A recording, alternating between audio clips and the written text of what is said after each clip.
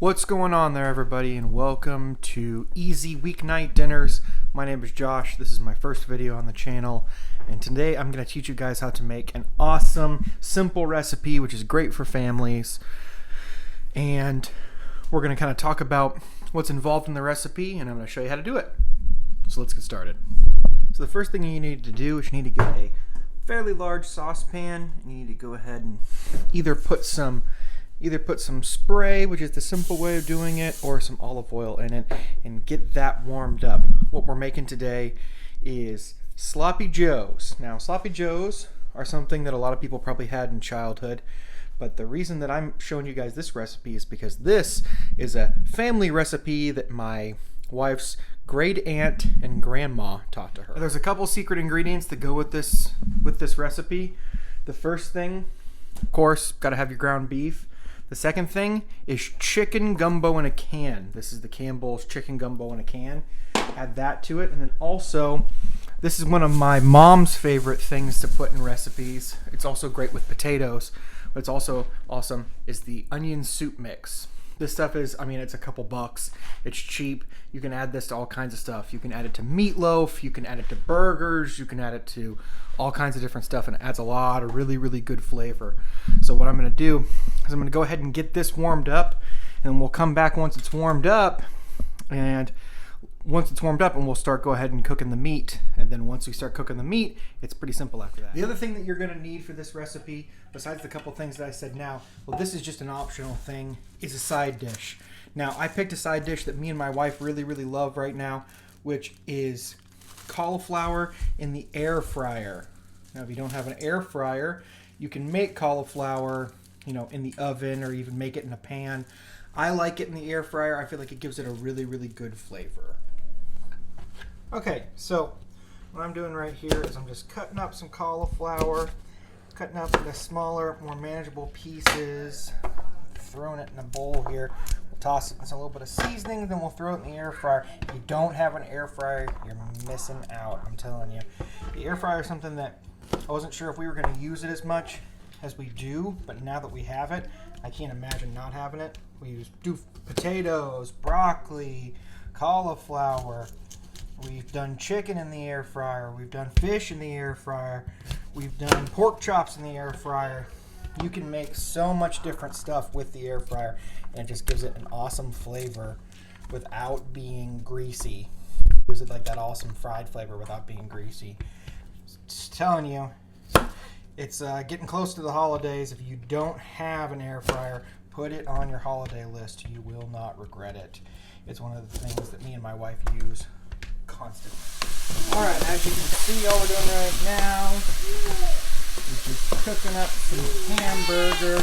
Nothing fancy, just regular old hamburger. Like I said, this recipe is super simple. Alright, so what you're going to do with this, really simple, a little bit of olive oil on top of it, a little bit of garlic powder, some salt and some pepper, and you're going to cook it in your air fryer. Like I was saying about your air fryer, if you don't have one, you're missing out. Because the air fryer has so many uses, and it can make so many different things besides just your run-of-the-mill, French fries and stuff like that. Also, reheating leftovers in it is even better when you reheat your leftovers. So what we're going to do is we're just going to bring it over here. Air fryer basket, toss them in, give them a good toss to make sure that they got nice and mixed. A little bit of extra pepper. We're going to go ahead and take it back over here to the air fryer. Cauliflower, you don't want to cook it at too high of a temperature because it'll just burn. So I keep it at 365. Cook it for 15 minutes. I usually check it about 10 minutes. Maybe check it about 5 minutes, toss it around a little bit, but then check it at 10 minutes. Make sure you toss it around then. Alright, so we've got our meat cooking, we got our cauliflower cooking. As you can see, this stuff is getting pretty good. Alright, so we got our meat cooking, we got our cauliflower cooking. This stuff is getting pretty good. So we're just going to let it cook, get nice and brown. So on this seasoning packet from the onion soup mix, if you've never used this before, it's one of those things that, like I said, it's a good thing to have on hand because you can use it for lots of different stuff. You can also mix it in with stuff and make like a chip dip with it as well. So you just grab this guy, and once this guy gets brown, once this meat gets brown, we're gonna go ahead and drop that into it. Now I did put a little bit of salt and pepper. You don't want to put a lot of salt because there is salt in that recipe, in that packet of the onion soup mix. You don't want to put too much salt in it. You don't want to over salt it. But a little bit of pepper doesn't hurt, and then a little bit of garlic powder probably wouldn't hurt. I'm gonna wait, let it cook. We'll see if it needs anything else. All right, so like I said, I got this recipe from my wife's great aunt. Her grandma also makes the recipe, and what she always does is she puts one of these onion soup mix packets into it. Throw that into it. Give that a little mix that around, which is already great because it's got all those great dried onions in it. And then 1 can of the chicken gumbo, pre-made chicken gumbo. So what she does is she just browns the hamburger, she mixes in the chicken gumbo, and she just lets it sit. Lets it simmer, lets it get all those good flavors to mix into it. I promise you it's the best sloppy joes you're ever gonna have. Now, I only did 1 can. You could probably do 2 with the amount of meat that I had. I might go ahead and add a can. I'm gonna let it cook for a minute and see what I think.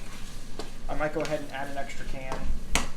Another great thing is use soup to your advantage. There's another recipe that we make at my house that uses the beefy mushroom soup. And you use it, you cook the beefy mushroom soup, you cook like a hamburger steak in it, or a hanger steak or a cube steak in it, and then you put it on top of potatoes, and it's fantastic. It's like a super easy and simple gravy. So I'm gonna let this cook for a while, let it get all that good flavor from cooking and really getting all the juices into it. We'll taste test it in a few minutes and see if it needs anything else. One more thing, which is a smart thing to do, is make a little bit of sauce for on top of your sloppy joes and even to dip your cauliflower in. I make a really simple sauce that I like. It's really simple.